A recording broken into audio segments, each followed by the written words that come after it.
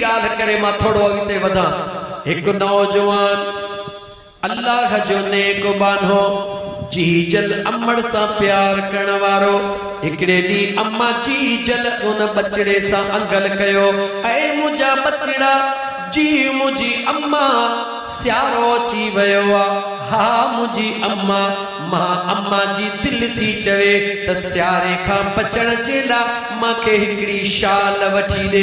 हाज़ुर मुझी जीजल अम्मा नेक सालिहो बचड़ो पांजी अम्मड़ जी उम्मीद पूरी करण जे ला मुझा दोस्त जदे बाजार वयो खबर पई त 3 दिरहमन जे अंदर शाल मिली रही आ।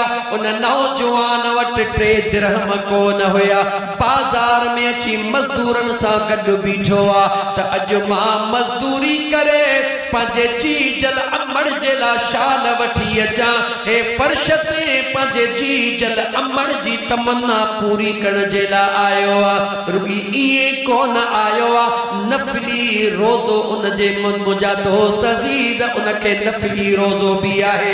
एतरे में हिकड़ो दौलतमंद मानू सामान खणी आयो मजदूर जे तलाश में। दौलतमंद मानू मजदूरन खां पुछदो वयो त मजदूरी केतरी केतरी।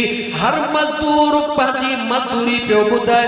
उन नौजवान चयो मूंखे 3 दिरहम खपन। को 10 पियो ॿुधाए, को 8 पियो चवे। उन मजदूर नौजवान चयो मूंखे 3 दिरहम खपन। उन दौलतमंद मानू चयो तू त ॾाढो सुहिणो मजूर आ, मंज़िल कुशा दिया मुआवज़ो थोरो आ। उन मुर्की चयो मूंखे ज़रूरत सिर्फ 3 दिरहमन जी आ, वधीक मूंखे ज़रूरत नाहे। उहो मामरा समझी वयो हे यकीनन को चरियो आ जेके पैसन जी ज़रूरत नाहे। उन नौजवान के सामान पांजे मथड़े ते खणण जे ला चई। उन नौजवान चयो दिरहम 3 वठंदुसि, मजदूरी भी कंदुस, मंजिल ते सामान भी पहुंचाईंदुस, मगर हिकड़ो शर्त मुझो कबूल कर। चवे तो कहिड़ो? चवे तो जिते भी निमाज जो टाइम थी वने उते मुखे निमाज खां न रोक जा, मां पंहिंजे रब जो फर्ज जरूर पूरो कंदुसे। उन दौलतमंद मानू सोचो मुझे ला केड़ी मुश्किल आ, भले तू नमाज पढ़ जा मुखे तकलीफ नाहे। उन नौजवान सामान खणी पांजे मथे ते रखियो, नफली रोजे जे सूरत में आ। हलंदो हलियो हलंदो हलियो ज़ुहर जी नमाज जो टाइम थी वयो।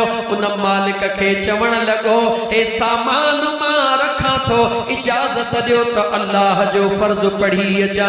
जै वक्त में उन नौजवान नमाज जे फर्ज पढ़न जे ला वयो, उन दुनियादार मानू जे दिल में ख्याल आयो ए नौजवान अजीब मजदूर आ, मजदूरी भी सभिनी खां थोड़ी पियो वठे, रस्ते में खाए पिए भी नथो, नमाज भी नथो छॾे।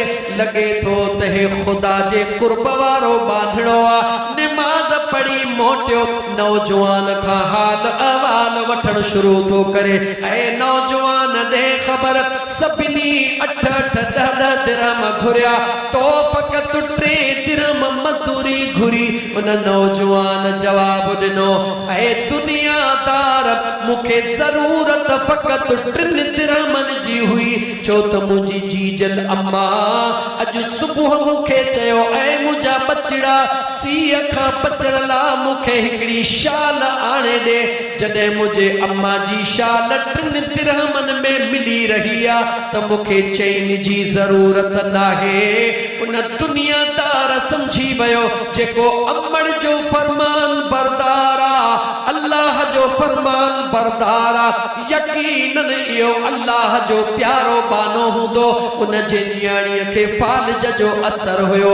उन घर अमराह जे न्याणियुनि जी टंगुनि ॿिन्ही के सुकल हुयूं, उहा हली चली कान सघंदी हुई। सायो करे होरिया होरिया पियो हले त जीअं सिज नथो थी वञे। हिन नौजवान खे रात टिकाया, हिन नौजवान खां दुआ घुराया त मुझो रब मुझे न्याणीअ खे सिहत अता करे छॾे। उन दुनियादार पंहिंजे नियत में उन नौजवान में तमन्ना रखी जै वक्त में न मगरिब जी नमाज जो टाइम थी वयो उन नौजवान चयो ऐ अल्लाह जा बाना तुझी मंजिल पहुंची वई आ हो मानी खड़ी आयो उन नौजवान चयो मुखे रोज़ो आ अज़ान खां अॻु में रोज़ो कोन खोलींदुस अञा उन मालिक के यकीन थी वयो त जेको रोज़ेदार नौजवान हेडी मंजिल करे आयो आ हे यकीनन अल्लाह जो प्यारो बानो आ नंढड़े नौजवान के रोज़े इफ्तार कराए नमाज पढ़ी जवान इजाजत घुरी बाहूं बधी अर्ज़ तो करे खुदा जे वास्ते अज जी रात मूं वटि मेहमान थी जीअं जो उन मेहमानी जे लाइ नौजवान दावत क़बूल कई इशा जे नमाज खां बाद नौजवान आराम थो करे ज़ाल मुड़स पाण में सलाह था कन त फजर जी नमाज ते जीअं नौजवान उथंदो असां न्याणीअ खे खणी करे उन दरवाज़े ते बीहंदासीं उन नौजवान खे चवंदासीं त असांजे न्याणीअ लाइ हथड़ा खण त अल्लाह जी ज़ात असांजे न्याणीअ खे सिहत अता करे ज़ाल मुड़स पको पह कयो हेॾा नौजवान आदीअ जो तहज्जुद जे नमाज ते उथियो छाते उथियो थोड़ो त ॻाल्हाए मुसलमान नमाज अदाला उथियो ज़ाल मुड़स ॾिठो त घर में आवाज़ थी वयो आ निहारीन खणी त नौजवान वुज़ू करे रहियो आ मुसल्ले ते बीठो आ ज़ाल मुड़स अजनबी हुया उन नौजवान के मेहमान करे रहायो हाणे दिल में पक्को पह करे वेठा त फजर जे टाइम ते पंहिंजे न्याणीअ खे खणी न नौजवान जे मुसल्ले जे भर में विहारींदासीं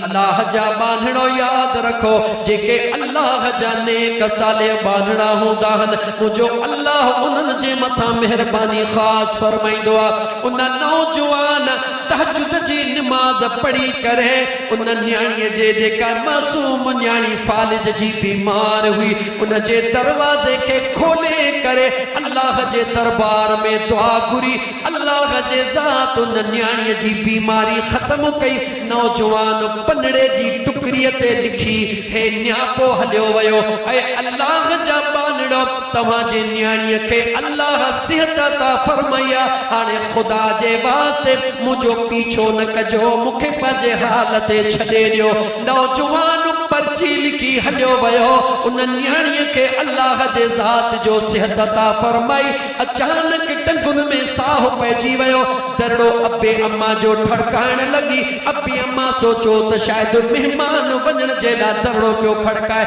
दरड़ो जो खोलीन ॾिसन असांजी न्याणी पंहिंजे पेरनि भर बीठी आ न्याणीअ सां प्यार कंदे पुछऊं अम्मा ई तुंहिंजे मथां कुर्ब किथां थियो जवाब ॾियण लगी अम्मा हे जेको मेहमान जवान आयो हो उहो रोई दुआ घुरी मुझे मथां हथड़ो घुमाईंदो वयो मुझे बेनियाज़ रब मुझी बीमारी खत्म करे मुखे सिहत वारो बनाए छॾियो आ